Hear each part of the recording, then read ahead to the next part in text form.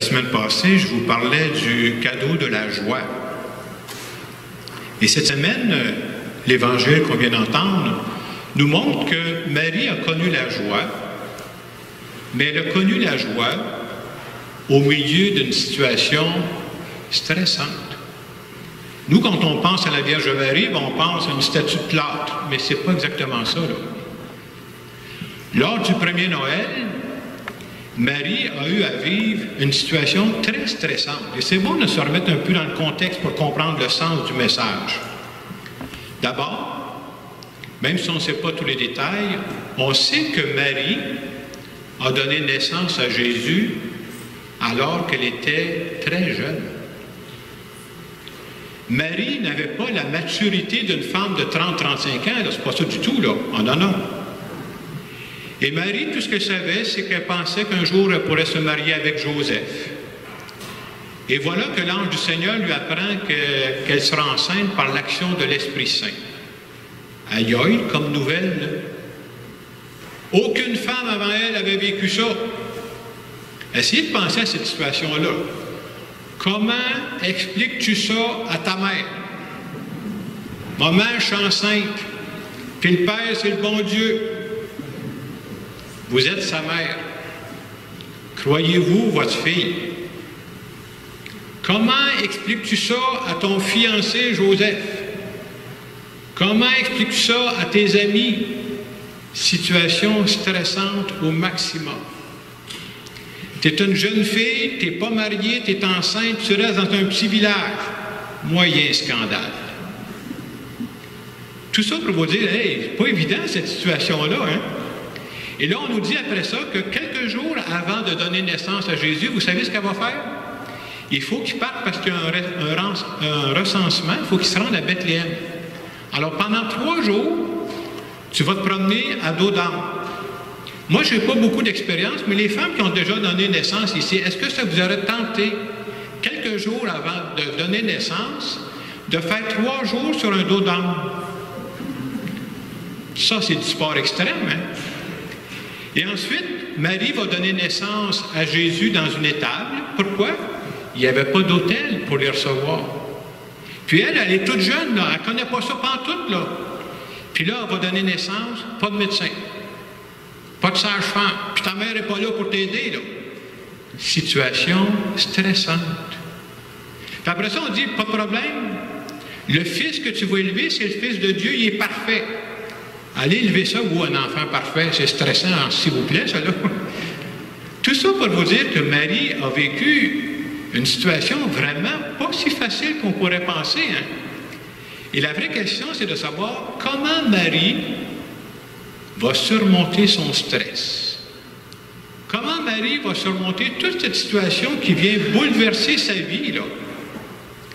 Et Marie, comment elle va faire ça? Bien, elle va choisir de faire confiance à Dieu et d'accepter son plan sur elle. Chapeau. Même si ses plans étaient défaits, parce qu'elle en avait des plans, c'est une jeune fille qui avait des plans, là. Elle choisit de croire que les plans de Dieu, c'est ce qui pouvait y arriver de mieux dans sa vie. Puis elle va dire dans l'Évangile, « Voici la servante du Seigneur, que tout m'advienne selon ta parole. » Si on nous présente Marie dans l'Évangile d'aujourd'hui, ce n'est pas juste pour nous conter l'histoire de Marie. Cet Évangile-là, c'est pour nous parler à nous. Ce qu'on veut nous montrer, ce qu'on veut nous faire réfléchir, c'est que c'est vrai pour chacune d'entre nous. Dieu a des plans pour chacune d'entre nous. Comme il avait un plan pour Marie. Et vous savez, on peut refuser les plans de Dieu. Ben oui, on est libre. Dieu ne nous oblige à rien. Mais si je veux accepter les plans de Dieu, à un moment donné, il faut que je lui fasse confiance, puis j'accepte son plan. Cette parole de Dieu qui parle de Marie veut nous amener à nous questionner sur notre propre vie. Comment Dieu vient nous rejoindre? Nous autres, là, on n'est peut-être pas dans la même situation que Marie, mais nous autres aussi, on a envie du stress. Nous autres aussi, on vit des situations qui nous tracassent.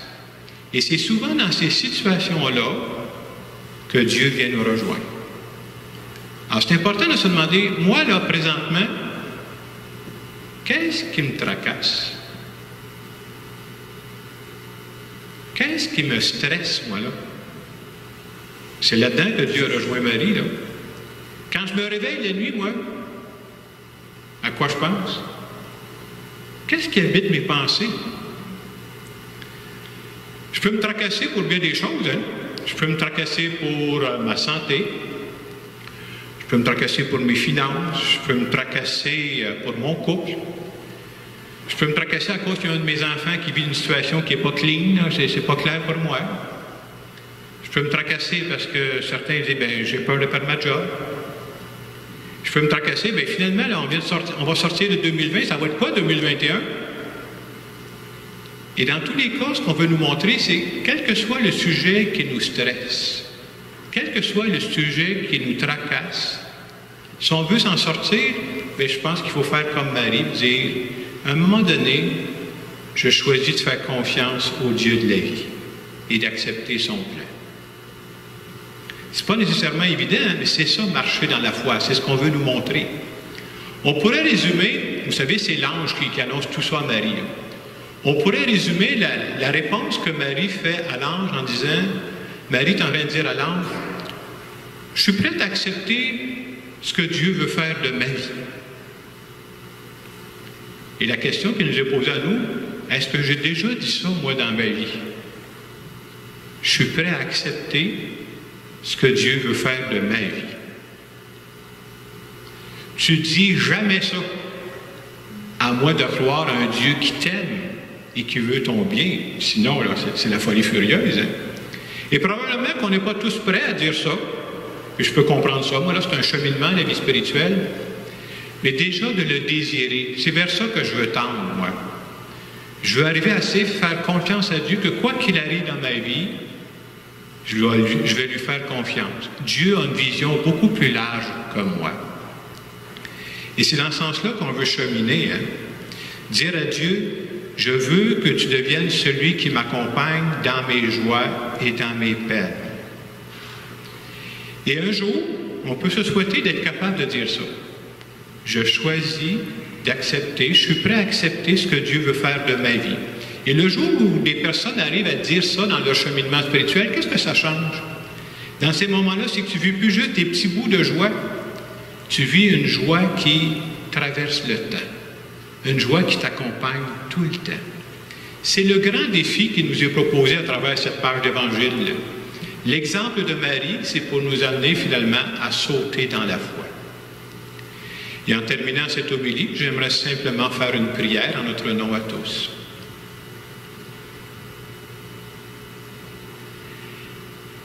Seigneur Jésus, aujourd'hui, tu me parles à partir de ce que ta mère Marie a vécu. Elle a vécu une situation extrêmement stressante et malgré ça, elle a choisi de te faire confiance. Seigneur Jésus, je veux aussi te confier ce qui me stresse, ce qui me tracasse, parce que je crois que tu t'intéresses à tout ça. Je te dis aussi que je crois vraiment que tu m'aimes et que tu veux mon bien. Je te demande de m'aider à te faire confiance davantage. Accepter que le plan que tu as sur moi, c'est ce qui va faire que ma vie sera la plus belle. Que tes plans sur moi sont plus beaux que les propres plans que moi je me suis fait. Et si je fais ça, ça me permettra d'avancer avec sérénité dans la vie, quoi qu'il m'arrive. Je te remercie de m'accompagner. Amen. Comme on le voyait dans l'Évangile, Marie, ce qui la tracassait, c'est tout ce qui tournait autour de la naissance de Jésus qui la dépassait. Je vous invite à un moment de silence qui vient de dire, offrir à Dieu un aspect de votre vie qui vous tracasse, un aspect de votre vie qui vous stresse, et de dire à Dieu, comme tu le fais pour Marie, moi aussi, même si j'ai peur, je choisis de te faire confiance dans cet aspect-là de ma vie.